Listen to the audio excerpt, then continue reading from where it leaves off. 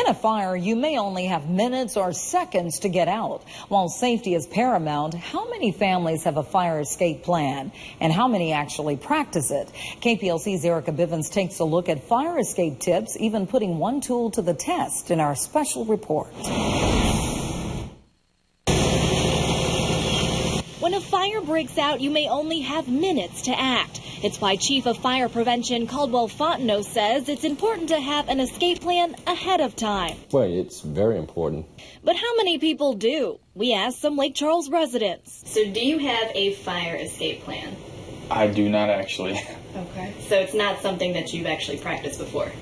No, I've never lived in a second-story building before. So you guys have recently moved into this apartment. Do you guys have a fire escape plan? No, didn't even think about one moving in here. I kind of just thought apartment building, they would kind of naturally have that kind of setup. So how do you prepare? I think the best thing would be for parents or an adult to sit down and draw up a floor plan, have at least 2 exits, front door, back door, side door, possibly a window if there's no other way out. We don't really encourage people to climb out of windows if they can help it.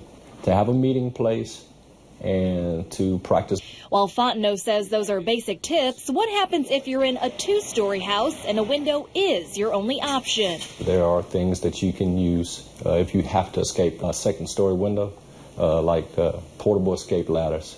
So we bought this one. It's a 13-foot, 2-story fire escape ladder. It cost about $35 from Home Depot. Then we put it to the test. Close the doors to the room before opening the fire escape window. Brandon Myers and I read through the 3-step instructions. Place hooks over the window. And with the Velcro release, not too tough to execute. A bit shaky, I was able to safely climb down the ladder, although reading the instructions before an emergency should be done. Plus, if you're going to have one, know where it is. You can't use it if you can't find it. This ladder helps in a 2-story house, but what about a multi-level apartment? So what floor do you live on? It's technically the 3rd floor, but it's like the 4th floor because there's a mezzanine floor. While this same ladder was not really an option here, Fontenot says there's going to be exit stairwells for you to use that lead directly outdoors. There's usually going to be 2 per floor. But despite all the planning and forward thinking, Fontenot says there's one thing you should always do. Smoke detectors are the best bet, and you need to test them. Test them often to make sure they work.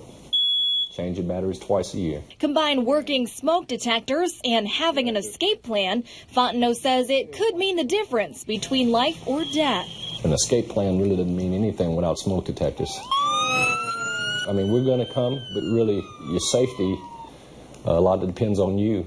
A little preparation providing peace of mind, priceless, especially in the time of an emergency. At your service, Erica Bivens, KPLC 7 News.